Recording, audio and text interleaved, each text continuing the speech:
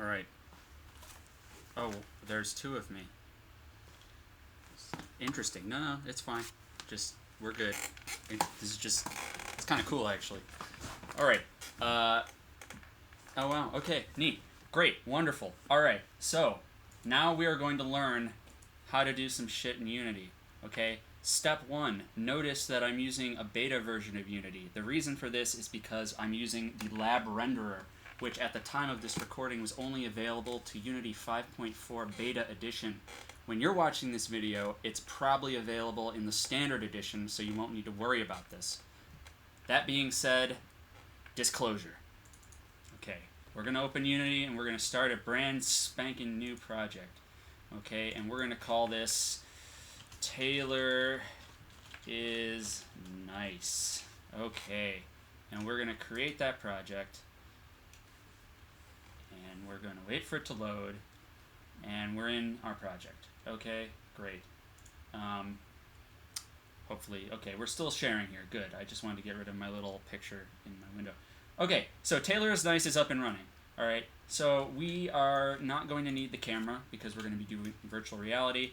And now we're going to need a shit ton of assets from the asset store. So go to the asset store, and we're going to download a whole bunch of shit. We're going to do it all at once because I'm tired. I want to go to bed.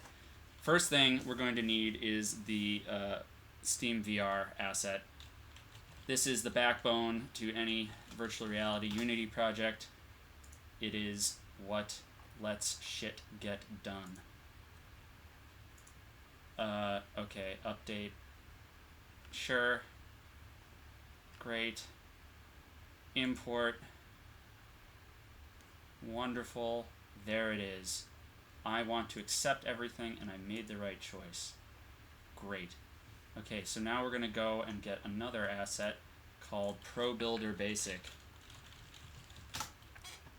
This one is great. It allows you to prefab primitive shapes very quickly and kind of drag them around, and also lets you switch on and off colliders with a click of a button, which is nice, so you don't have to go through and make things uncollidable.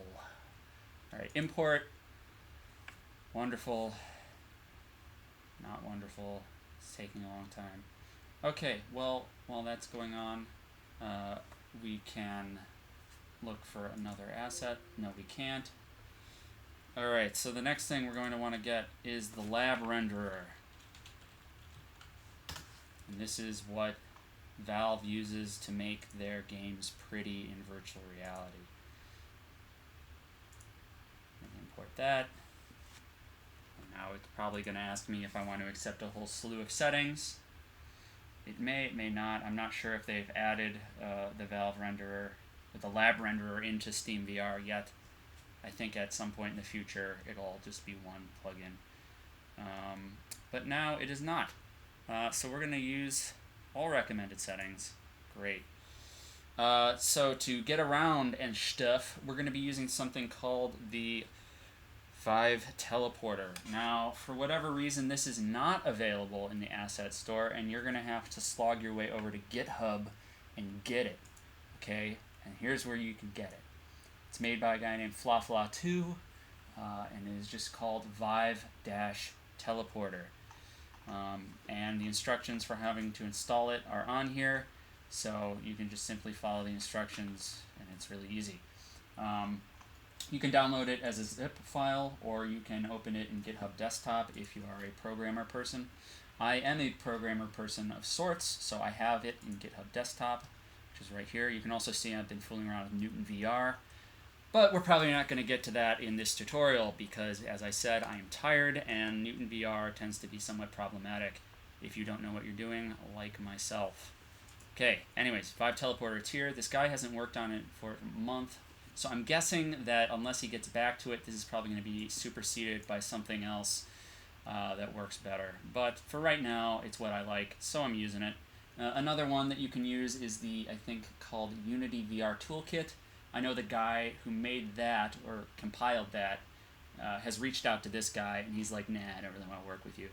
So we'll see. Maybe they'll just merge into one at some point in the future. Regardless, if you have this, if you download it as a zip file, you will have it somewhere on your computer. since I have it on GitHub desktop, I have it in my GitHub folder. So if I go to my documents, go into GitHub, go into Vive-Teleporter, you'll see that we have an assets folder with the Vive-Teleporter asset in there, and that has its own slog of stuff. So we're going to take this folder, and we're simply going to copy it into our Unity project folder. So we go to Documents, go to Unity Projects, we go into Tailor is Nice, we go into Assets, and then we're just going to take the Vive-Teleporter, Control-C, Control-V, there it is. Unity will update itself, and you should magically be able to see the Vive-Teleporter folder in our project, and there it is. Wonderful. Alright, the other thing that we may want to get is the Newton physics engine. I've used that in a couple of my other projects. It's really nice, but as I said, I don't think I'm going to be getting to that right now. So, now that we have all our assets here, let's save, okay, and we'll just call this Tailor Scene. Great, there it is. Now let's dive into the meat of this thing. We already deleted our annoying camera. Another thing we're going to want to do is we're going to want to click on our light source here. It's a directional light, and we're going to want to add the lab dynamic light. Okay, so let's just type in light.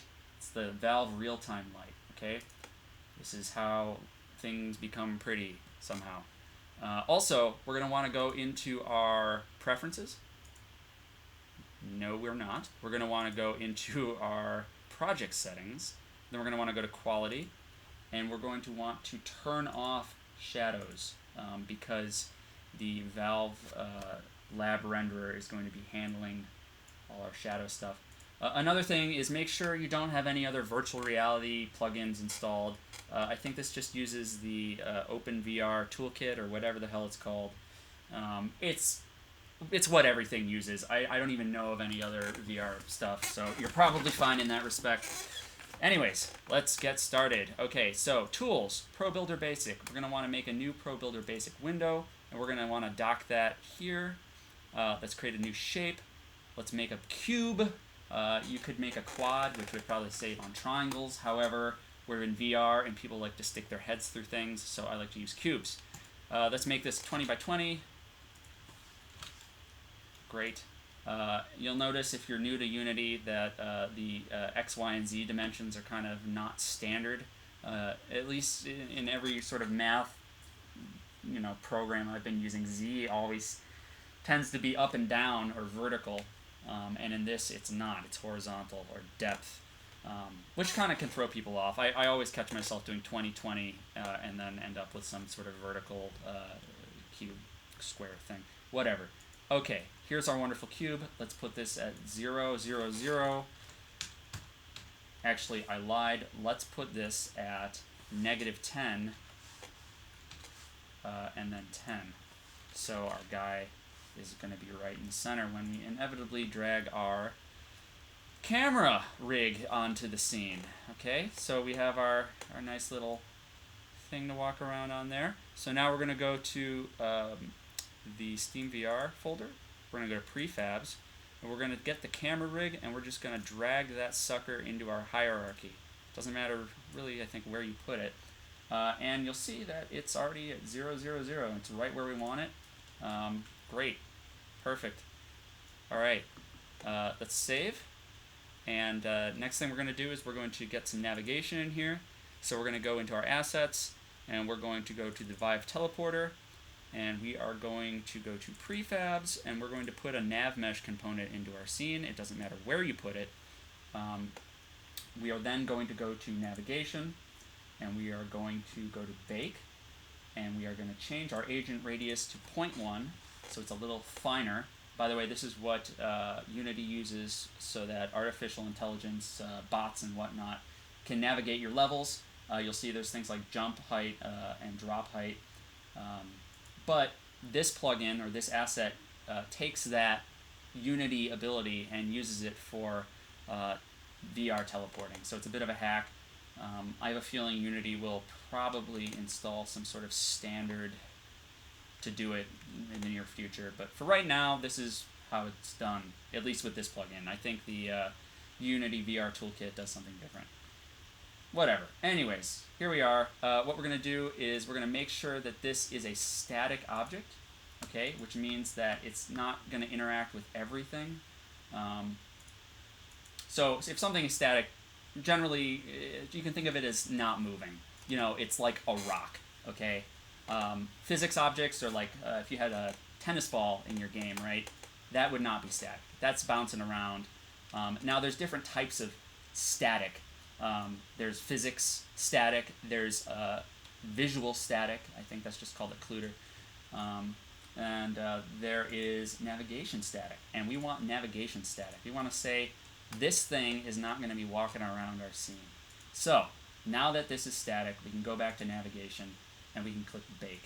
Okay, and what that's going to do is it's going to bake a nav mesh onto our static cube. Well, I guess it's a rectangle. It's a bunch of cubes. And this lets artificial intelligences in our game know where they can walk around. But in VR, it's going to let us know where we can walk around. So to get this information that we have from the nav mesh to our teleporter asset, what we're going to do is we're going to go back to our nav mesh here, okay? And then we're going to say update nav mesh data. And what this is going to do is it's going to take that nav mesh data and it's going to put it onto the teleporter asset. Okay, so you see we have a grid here. This is where we're going to be able to teleport. Great. Now we're going to add a pointer object, and you'll notice we're going to get a shit ton of errors. Oh, not so many. Oh, wait. That's not so bad. Okay. Well, anyways, we need to have this as targeting. So nav mesh here under parabolic pointer. We want this to target our actual nav mesh. So double click on that. Now it's set. It should stop with all the errors, which is nice. Go back to our project. The final piece to this puzzle is the actual Vive-Teleporter component. And now we're going to add that to our eye. Okay, so go into our camera rig. We're going to go to the eye here, and we're going to go to component. We're going to go to Vive-Teleporter, and we're going to add a Vive-Teleporter component to this. Okay. Now there's a bunch of variables that we need to set before we get started. For instance, our parabolic pointer, we're going to select our pointer from the scene. Origin transform, we're going to select our camera rig. Head transform, we're going to select, you guessed it, our head. Teleport fade is fine. Haptic click angle, that is the little sort of bump you will feel in your controller when you move it up and down. The teleporter is an arc, right? So think of like a rainbow, right? You make the curve of the rainbow steeper, you'll feel clicks. If you make it flatter, you'll feel clicks. You will feel a click every 10 degrees. So you can change that there. Nav mesh animation, we're going to select our nav mesh. And then our fade material, he's included a material in this, and it's called fade black. Okay, so we're going to select that. Now there are controllers here. This is easy to miss. Want to make sure you maximize that. And we're going to set our controller array to 2 things. Okay, and what do you think those 2 things are going to be? Well, they're going to be our left controller and our right controller. Great. All right, so that's set. Just to be extra super careful, what I'm going to do is I'm going to clear the nav mesh. I'm going to rebake the nav mesh. I'm going to go back to this nav mesh object, inspect it, clear the nav mesh data, and then update it, just to make sure everything is peachy keen. Okay, at this point, what I'm going to do is I'm going to try to test this out. Okay? So I'm going to jump in here, put on my headset. Oh, and I've put myself in the floor, so I need to raise the camera. But once I teleport, I should be at the right level. Great. So you can see this lovely nav mesh comes up. When I hold down the big circle button here, you can see my finger moving around on it. Hold that down, it brings up our parabola, like our rainbow that I talked about.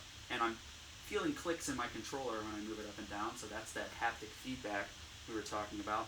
We get a nice little circle, and we can teleport all over the place. It's nice. It has a nice sort of fade out to it, so you don't get disoriented. It's not just like an immediate flash from one place to the other. Yeah, wonderful, perfect, it works. Okay.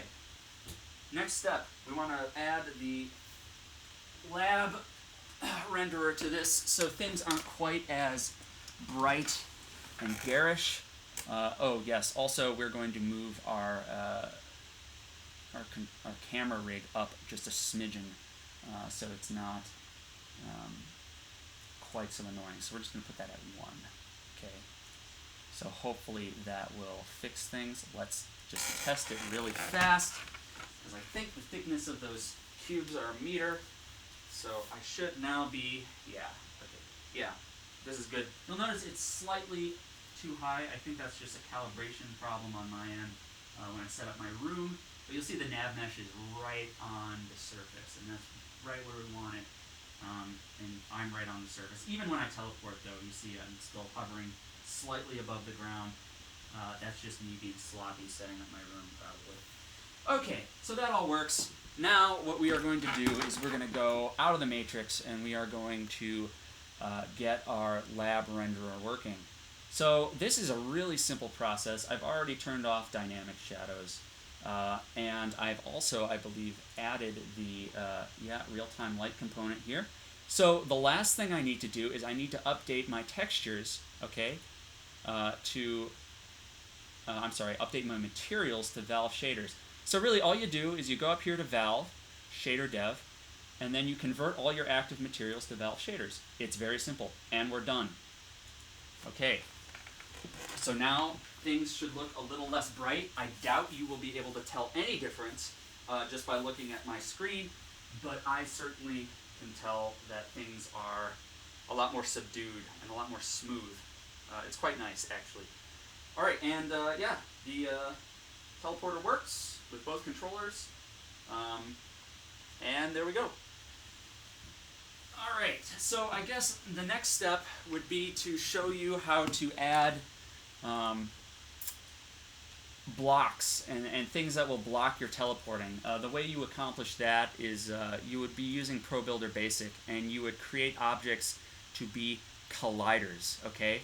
So what that would mean is when you actually start the level, these objects will turn invisible, but they will simply block your ray casts. So the way that the navigator, the Vive-Teleporter works is it actually shoots out a parabolic ray, right? So imagine like a little slingshot you're shooting, right? And that, when it hits something, is where you can teleport to. So if you set a collider, it'll be sort of this invisible force field where the little pellet you're shooting out of your navigation gun is going to hit something and not let it go through. Otherwise, your rays will just pass right through. So it's really nice because if you're using terrain that is not completely flat like this, the nav mesh has a problem baking itself onto it, okay? So the solution to that I've found, and I've actually described this in another video, is to make the uneven terrain something that rays can pass through, right? And you put a flat surface underneath. So your teleport grid is nice and flat, but your player sees, you know, really cool and dynamic looking terrain. You really wouldn't want bumpy, crazy terrain anyways, just because, you know, people are walking around the rooms, which are flat, presumably, and it'd be almost like walking down a flight of stairs in the dark. You know, you think there's one more step, but there isn't, and you just, you know, slam your knee into the ground. I could imagine that kind of happening in VR, where you think you're climbing over some sort of log or walking down a flight of stairs, when really you are just falling on your face. Okay, well, that's it for me. Dan, do you have any questions? I don't know. I kind of. Do you want to do one block with the collider real quick, just to see it in action, or? Fine. Okay. Fine. We make a cube, and then we will make the cube a collider, and you see it turns into this sort of green thing. Okay. And that protects that area. So now you can see it in the editor here, but when I start the game, that cube will not be there. Okay. So I'm looking around. I don't see any cubes. But somewhere around here, where are you? Ah, there it is. See how my my little parabolic arc just stops there? Well, there's an invisible cube here, okay, and it's not letting my my little parabola pellets go through it. So that's how you'd block it, okay? And it would be the exact opposite for passing through an object. You would turn off the physics collider, okay, for this, and let your parabola pass through. Great. Another thing that actually probably should be addressed just really fast is getting the nav mesh baked onto certain things and not baked onto other things. This is not going to have the nav mesh baked on it. Oh, it will actually, because it's navigation static. Simply turning off navigation static will make things so the nav mesh won't get baked on it. It's pretty simple, pretty basic. That's all you got to do. Another thing is in the nav mesh object here, you'll see that you can set an area mask. So right now it's going to bake the nav mesh onto everything, but you can set this onto only walkable surfaces, not walkable surfaces, jumpable surfaces, and those sort of tags you can set in the navigation object panel here. You see that this is walkable, so we could change that. Pretty basic. As I said, I have another video that kind of goes into a little more detail about that. Daniel, anything else? Why is Taylor so nice? He is nice because he has to be nice. Oh, I appreciate it, because that taught a lot. Thank you. All right, I think that's all for me. Dan, do you want to stop the Skype recording? Sure. Great.